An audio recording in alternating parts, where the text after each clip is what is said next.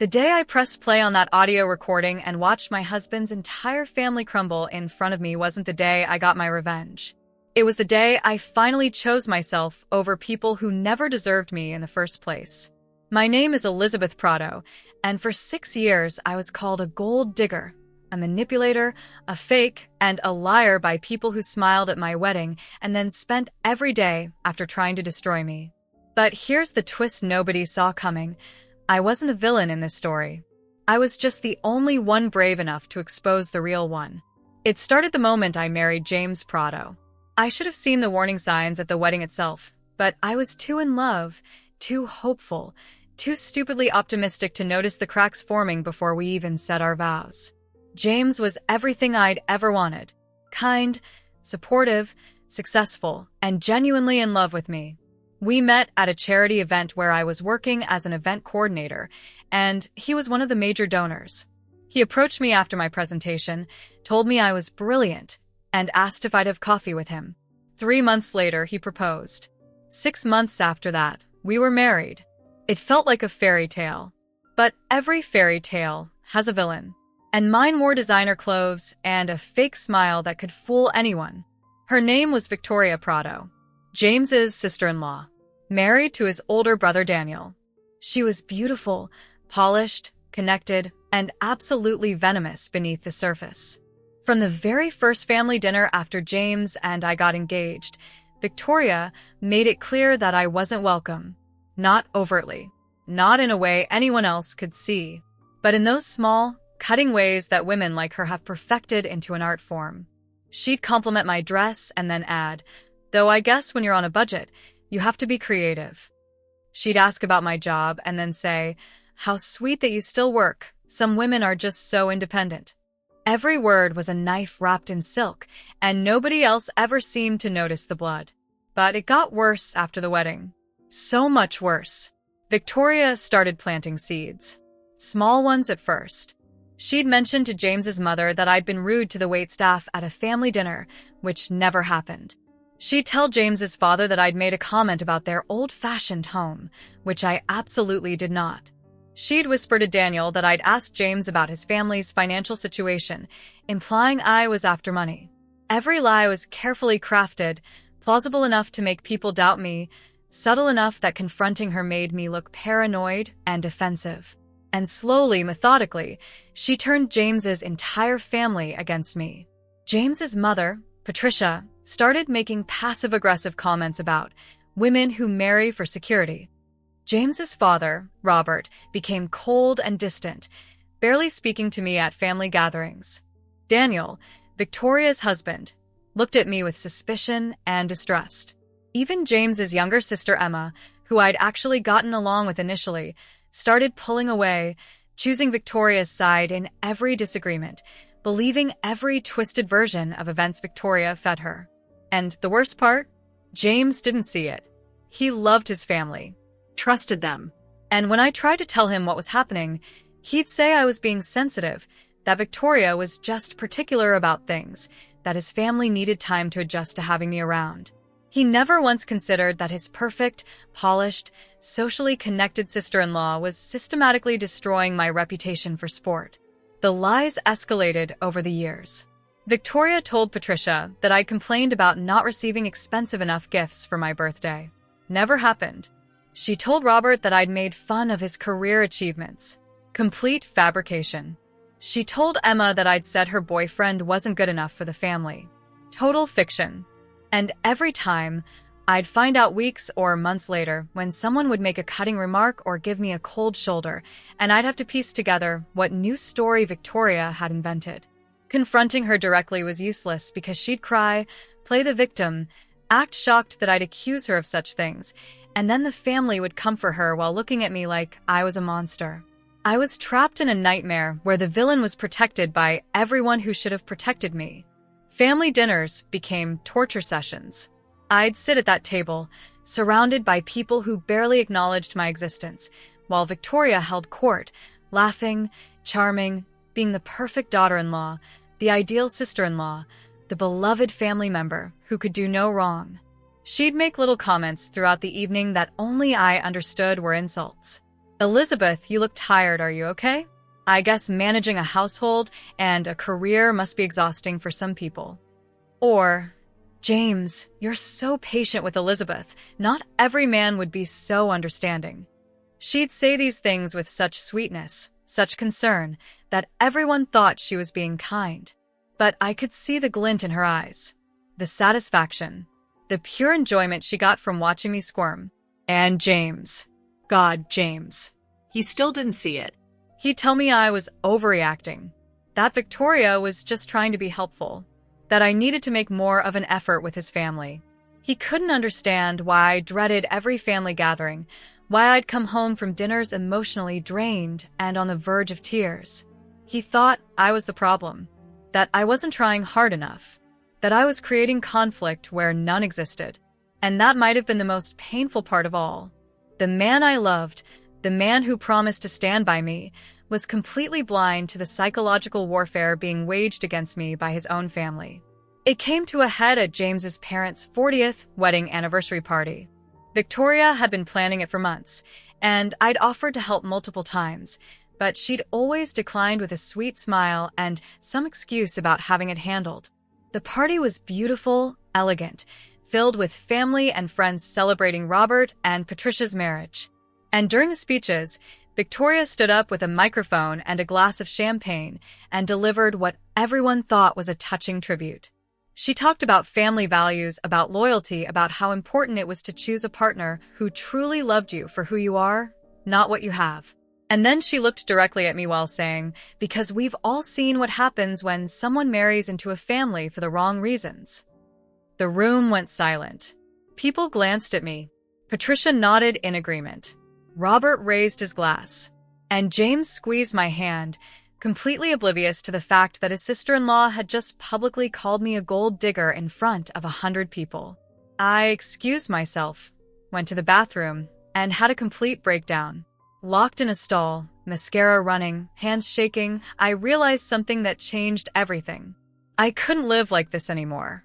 I couldn't spend the rest of my life being the family scapegoat, the woman everyone loved to hate, the target of Victoria's endless cruelty. Something had to change. And since James and his family refused to see the truth, I'd have to find a way to make them see it. I'd have to get proof. Undeniable, irrefutable proof that Victoria was the liar, the manipulator, the real villain in this story. So I started paying attention, really paying attention, to the patterns, the timing, the way Victoria operated.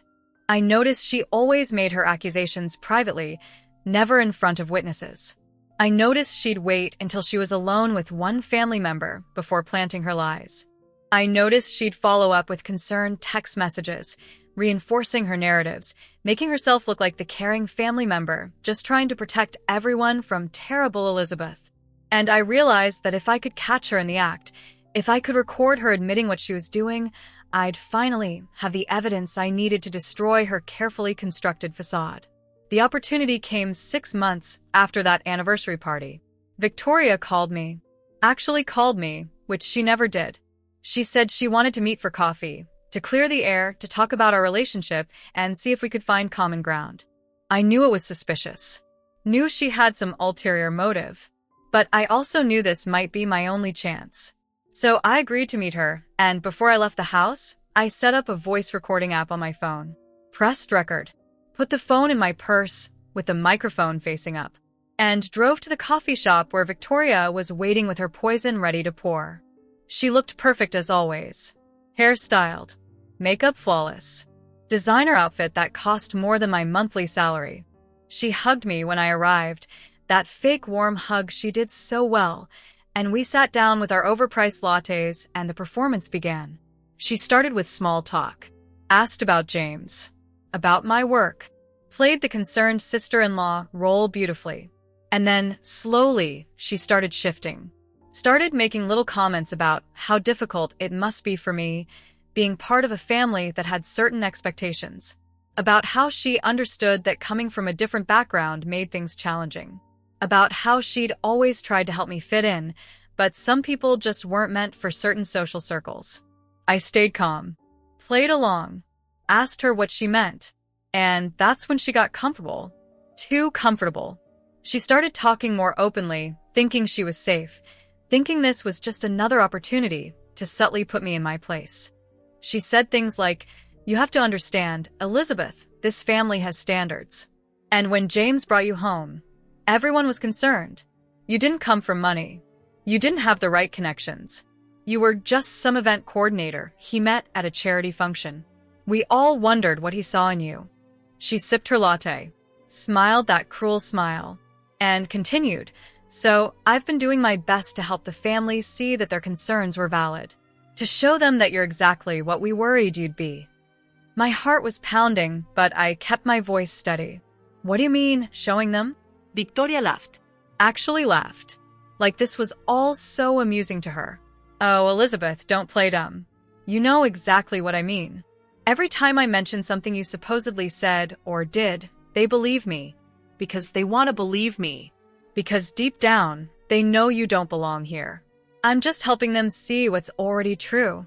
So you've been lying about me." "Lying is such an ugly word," she said, waving her hand dismissively. "I prefer to think of it as highlighting certain truths, accelerating inevitable realizations. This family needs to be protected from opportunists, and you, my dear, are the definition of an opportunist. You saw a successful man from a wealthy family, and you locked him down as fast as you could. But I see through you. I've always seen through you. And soon everyone else will too." I could barely breathe, could barely process what I was hearing. This woman had just admitted everything, confessed to 6 years of calculated psychological torture. And she was proud of it. She thought she'd won, thought I was too weak, too beaten down, too isolated to fight back. "Why?" I asked, my voice shaking. "Why would you do this to me? What did I ever do to you?" Her expression changed, became colder, harder. "You married James. That's what you did. Do you have any idea how perfect this family was before you came along? Daniel and I were the golden couple, the successful ones, the ones everyone admired. And then James brings home this nobody, and suddenly everyone's focused on his wedding, his new wife, his happiness. You took attention away from me, from us, and I couldn't let that stand." She leaned forward, eyes glinting with malice. "So, I made sure you'd never be comfortable here. Made sure you'd always be the outsider. Made sure that no matter how long you're married to James, you'll never really be part of this family. And the best part? Nobody will ever believe you if you try to tell them. Because I'm Victoria Prado. I'm perfect. I'm beloved. And you? You're just the gold-digging little nobody who got lucky." I ser det her. This woman who had tortured me for 6 years. This woman who had isolated me from my husband's family. This woman who had made me question my own sanity, my own worth, my own reality. And I smiled. A real smile. Because she had just handed me everything I needed to destroy her. "Thank you, Victoria," I said quietly. "Thank you for finally being honest." She looked confused. "What?" I said thank you. "This has been very enlightening." I stood up, grabbed my purse where my phone had been recording every single word, and walked out of that coffee shop feeling something I hadn't felt in 6 years. Power. For the next 2 weeks, I didn't say anything. Didn't tell James. Didn't confront anyone. I just went about my life, carrying that recording like a loaded weapon, waiting for the perfect moment to detonate it. And that moment came when Patricia called to invite us to a family dinner. A big one. Everyone would be there. Robert and Patricia, Daniel and Victoria, Emma and her new fiancé. It was supposed to be a celebration of Emma's engagement, but I had other plans. I spent those 2 weeks preparing. I made copies of the recording, backed it up to multiple cloud services, had it professionally cleaned to remove any background noise and enhance Victoria's voice. I contacted a lawyer to make sure I was legally allowed to use it, and I planned exactly how I'd present it to ensure maximum impact. This wasn't just about exposing Victoria anymore. This was about getting justice for every humiliation, every insult, every lie she'd told about me for 6 years. This was about making sure she could never hurt anyone else the way she hurt me. The dinner was at Robert and Patricia's house. Their large, elegant dining room where I'd spent countless evenings being ignored and disrespected. Everyone arrived on time. Victoria looked radiant as always, playing the perfect daughter-in-law role, helping Patricia in the kitchen, complimenting Emma on her engagement ring, laughing at Robert's jokes. James was relaxed, happy to be with his family, oblivious to the bomb I was about to drop. We sat down to dinner, ate appetizers, made small talk, and then Robert stood up to make a toast to Emma and her fiancé. That's when I stood up too. Actually, before we toast, I have something I need to say. Something everyone in this family needs to hear. James looked at me, confused. Elizabeth, this isn't really the time. No, James. It's exactly the time. I've waited 6 years to say this. 6 years of being treated like an outsider. 6 years of being insulted and disrespected and lied about. 6 years of trying to understand why this family hated me so much when I'd done nothing but love James and try to be a good wife and daughter-in-law. And I finally have my answer. Patricia set down her glass. Elizabeth, what are you talking about? I'm talking about Victoria. I turned to look at her. Her face had gone pale. She knew. Somehow she knew. For 6 years, Victoria has been systematically lying to all of you about me. Making up stories, inventing conversations that never happened, painting me as a gold digger, a manipulator, a terrible person. And you all believed her. Every single one of you. Daniel stood up. That's ridiculous. Victoria would never. I have proof, I said, pulling out my phone. 2 weeks ago, Victoria and I met for coffee. She thought it was safe to finally tell me the truth, to brag about what she'd been doing, to admit that she'd been lying about me for years. And I recorded every word. The room went dead silent. Victoria's eyes were wide with panic. Robert looked confused. Patricia's hand was at her throat. Emma was staring at Victoria with a strange expression. And James was looking at me like he'd never seen me before. Elizabeth, Victoria said, her voice shaking, trying to regain control. Whatever you think you heard. I didn't think I heard anything, Victoria. I know exactly what I heard, because I recorded it. And now everyone else is going to hear it too. I connected my phone to the Bluetooth speaker system Robert had in the dining room. The same system he used to play classical music during dinner parties. And I pressed play. Victoria's voice filled the room, crystal clear, undeniable. Every time I mentioned something you supposedly said or did, they believe me. Because they want to believe me. Because deep down, they know you don't belong here. I'm just helping them see what's already true. My voice. So you've been lying about me. Victoria, lying is such an ugly word. I prefer to think of it as highlighting certain truths, accelerating inevitable realizations. This family needs to be protected from opportunists, and you, my dear, are the definition of an opportunist. I watched their faces as the recording continued. Patricia's expression crumbling, Robert's jaw clenching, Daniel looking at his wife like she was a stranger, Emma's eyes filling with tears. And James. God, James looked destroyed. Absolutely destroyed. The recording kept playing. Victoria admitting she'd lied. Victoria explaining why. Victoria bragging about how she'd manipulated everyone. Victoria calling me a nobody, a gold digger, an outsider who didn't belong. Every vicious word she'd said was now being broadcast to the family who'd believed her lies for 6 years. When it ended, nobody moved. Nobody spoke. The silence was suffocating. Then Daniel stood up. Victoria. Tell me that's not your voice. Tell me this is fake. Victoria opened her mouth, but nothing came out. She looked around the table, searching for support, for someone to defend her, but found only shock and disgust and betrayal. Patricia spoke next, her voice barely a whisper. You've been lying about Elizabeth? All this time? It's not. I didn't. She's twisting. Victoria couldn't even form a coherent sentence. Which parts were lies? I asked coldly. The story about me being rude to waitstaff? The one about me making fun of your father's career? The one about me asking James about family finances? The speech at the anniversary party where you called me a gold digger in front of 100 people? Which parts, Victoria? Because it sounds like all of it was lies. Robert slammed his hand on the table. Explain yourself. Now. Victoria started crying. Not real tears. Performance tears. The same fake emotion she'd used to manipulate them for years. I was just trying to protect this family. She came out of nowhere and James was so blinded by her that he couldn't see. See what? James's voice cut through the room like a blade. His face was white. His hands were shaking. See that my wife is a good person? See that she loves me?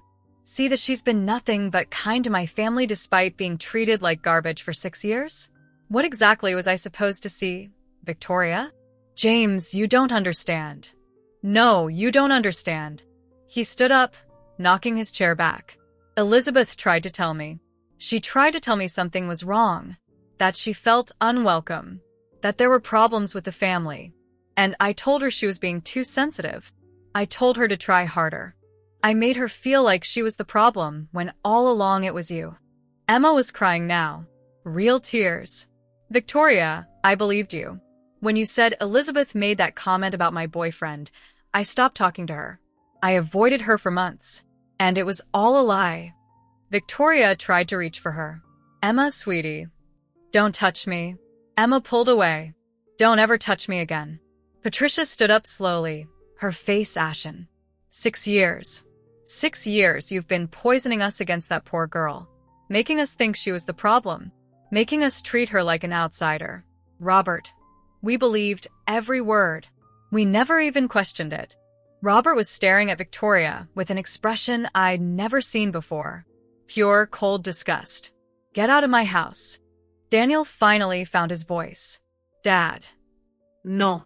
Get your wife and get out of my house. Now. Victoria was full-on panicking now. Please, you don't understand. She manipulated me. She made me say those things I was there, Victoria. I said quietly. I didn't manipulate anything. You said every word freely. Proudly. You bragged about what you'd done. You enjoyed it. And now everyone knows exactly who you are. She looked around the table one last time, searching desperately for anyone who would defend her. But there was no one. Daniel was staring at the floor, his marriage clearly over in his mind. Patricia and Robert looked horrified. Emma wouldn't even look at her. And James was looking at me with tears streaming down his face, mouthing, I'm so sorry, over and over. Victoria grabbed her purse and ran out. Daniel followed slowly, like a man walking to his own execution. And then it was just me, James, and his parents and sister, sitting in the wreckage of 6 years of lies. Patricia came to me first, wrapped her arms around me, started sobbing.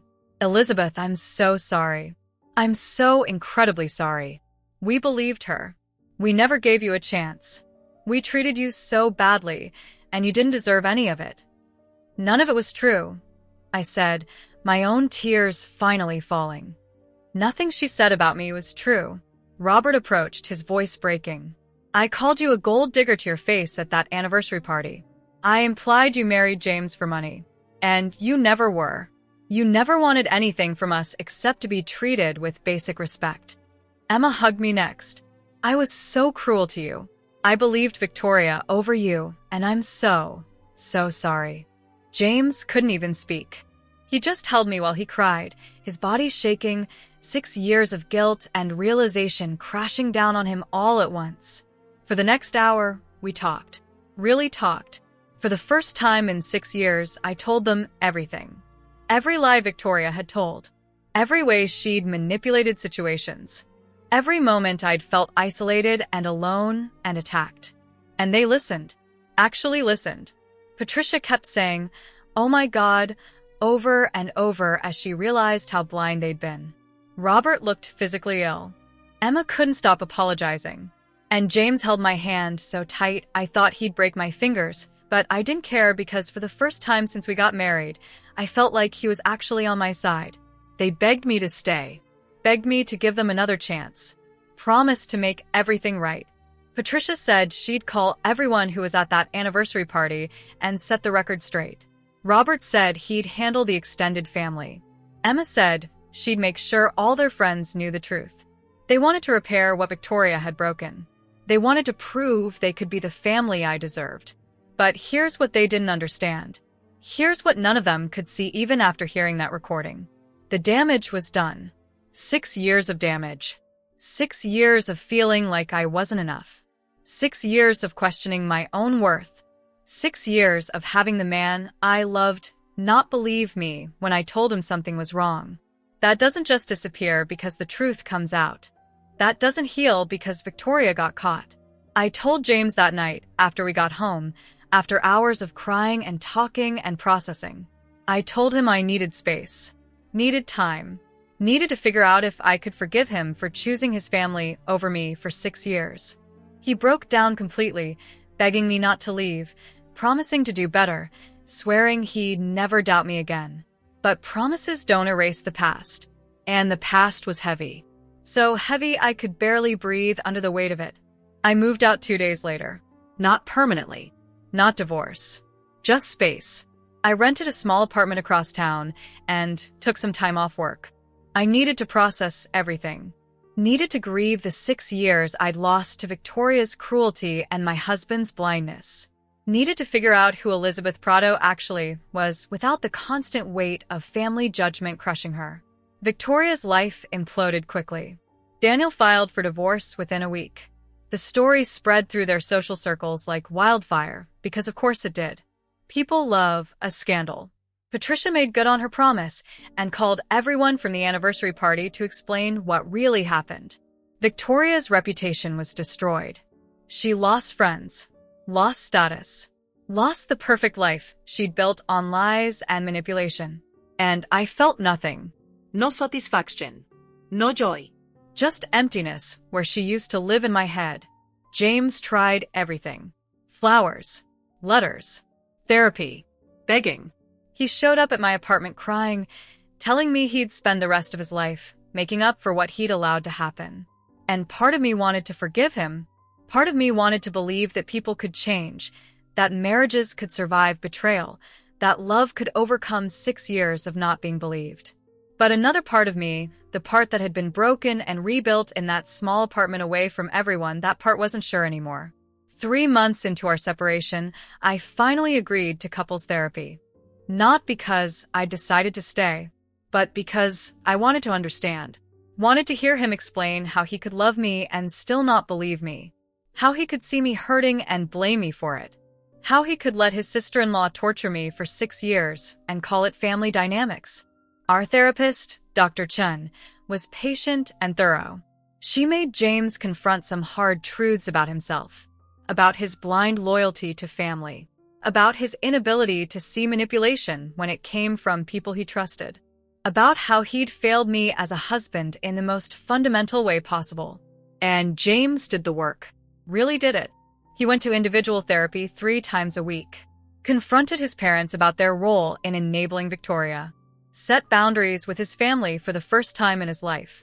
He sent me recordings of his therapy sessions where he broke down crying, talking about how he'd failed me, how he couldn't forgive himself, how he understood if I never came back. He wasn't performing.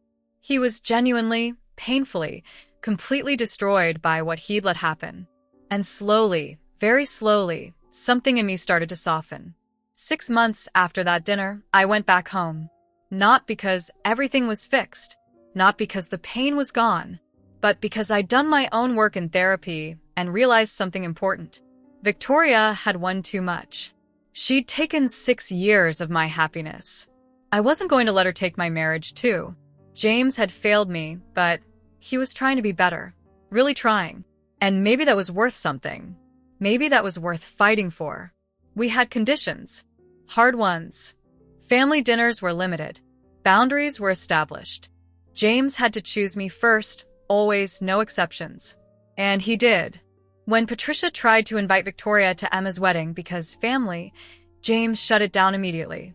When Daniel tried to apologize and suggested we all move past it, James told him to never contact us again unless he genuinely understood the severity of what Victoria had done.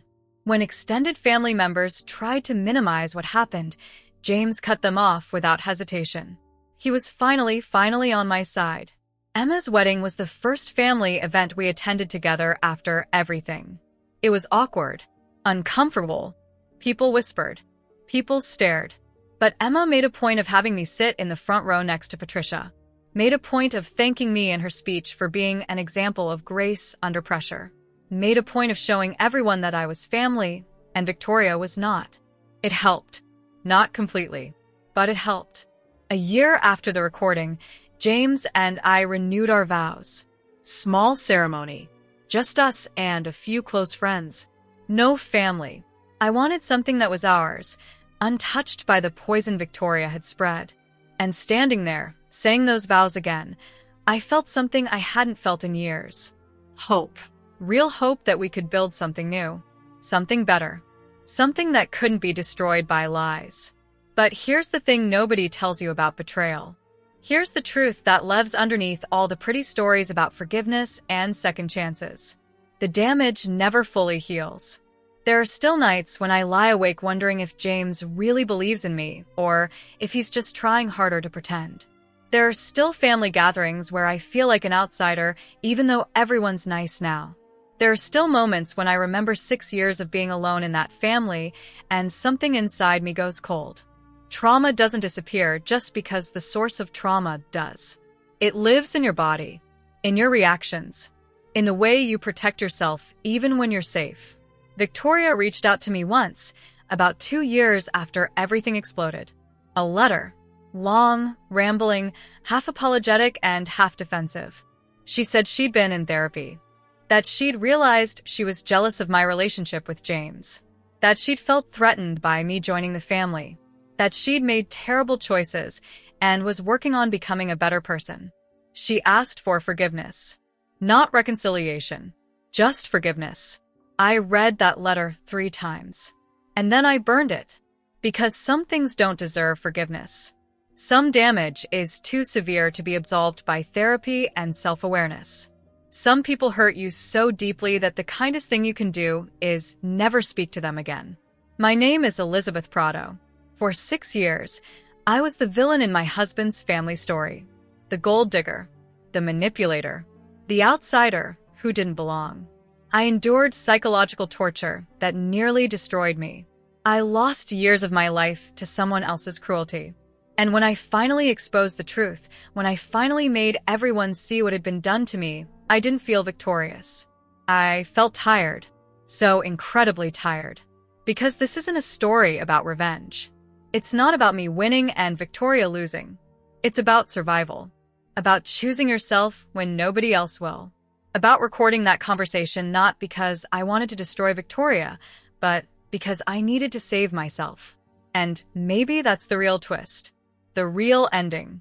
Not that the villain got caught, but that I learned I was worth fighting for, even when the cost was everything I thought I wanted. Even when the victory felt hollow. Even when choosing myself meant walking away from people who finally loved me, but only after I proved I deserved it. Because the truth is, I always deserved it. And I'm never forgetting that again.